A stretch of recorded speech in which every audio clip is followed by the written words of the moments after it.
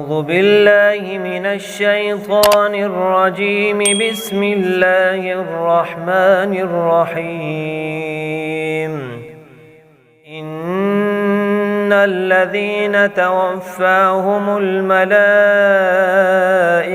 ظالمي أنفسهم قالوا فيم كنتم؟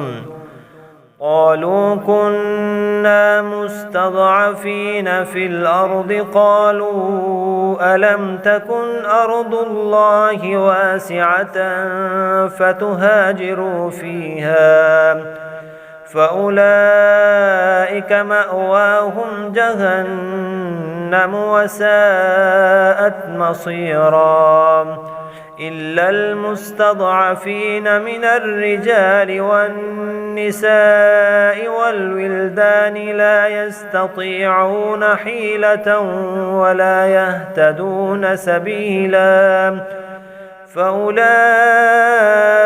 عسى الله أن يعفو عنهم وكان الله عفوا غفورا.